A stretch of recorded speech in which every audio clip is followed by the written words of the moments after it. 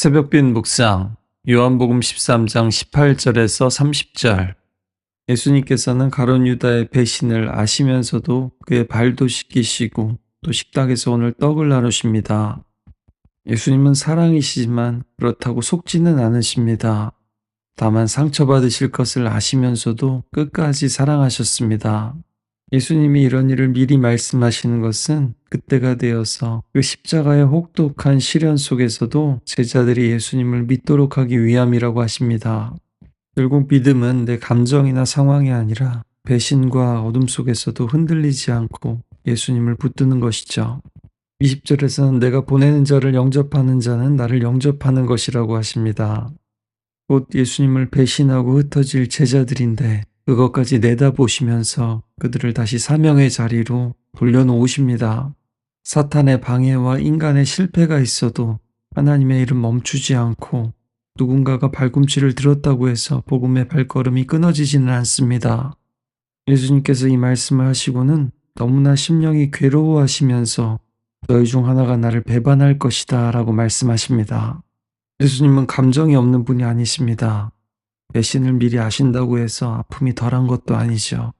애초에 신뢰와 친밀감이 없이는 배신이라는 말도 성립하지 않습니다.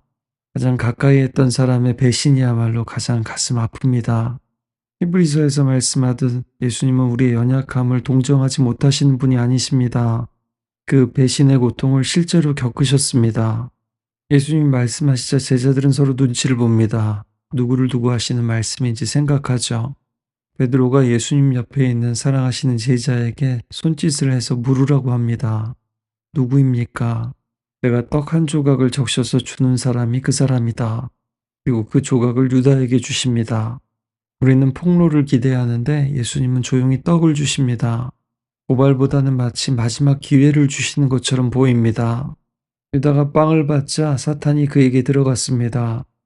복음서 곳곳에서 유다가 꽤 오래전부터 악한 모습을 보여왔고 냉철한 계산으로 예수님을 배신할 계획을 세웠다는 것을 암시하고 있습니다.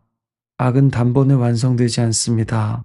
악은 타협, 숨겨둔 욕심, 반복되는 거짓말, 내어놓지 않고 묵혀둔 상처와 분노가 사람들을 어둠에 익숙하게 만들어버립니다. 그는 이전부터 틈을 주었고 욕심을 키웠고 몰래 계산하고 저울질하고 거짓을 품었고 도둑질했고 결국 끝까지 가버린 사람입니다. 그는 늘 예수님 곁에 있었습니다. 말씀을 가르침을 들었고 기적도 보았습니다. 예수님을 만나서 회개하고 변화받은 수많은 사람들을 보았습니다. 그리고 이 밤에 발도 씻김을 받았고 지금은 떡도 받았습니다. 식탁에 초대한 것은 이미 친밀함의 표시지만 식탁에 같이 앉았다고 해서 관계가 자동으로 생기는 것은 아닙니다. 주님의 식탁, 성찬, 그리고 교회의 자리도 마찬가지입니다. 말씀을 듣고 떡도 받고 공동체 안에 있어도 결국에는 어둠을 선택할 수도 있습니다. 교회 생활하는 것, 그것만으로는 충분하지 않습니다. 내 안의 모든 생각을 그것이 선한 것이든 악한 것이든 주님 앞에 다 내어놓을 때 어제 말씀처럼 예수님과 상관 있는 사람이 되고 그것이 곧 주님과의 사귐이 됩니다. 그러나 유다처럼 끝까지 내어놓지 않고 가는 사람들도 있습니다.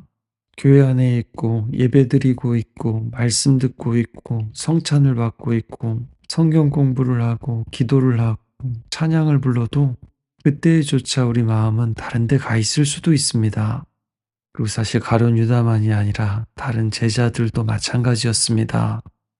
오늘 말씀은 그것을 정죄하는 것이 아니라 십자가의 이야기를 통해서 우리는 그것을 바로 볼 수 있게 된다라는 겁니다. 예수님은 유다에게 말씀하십니다.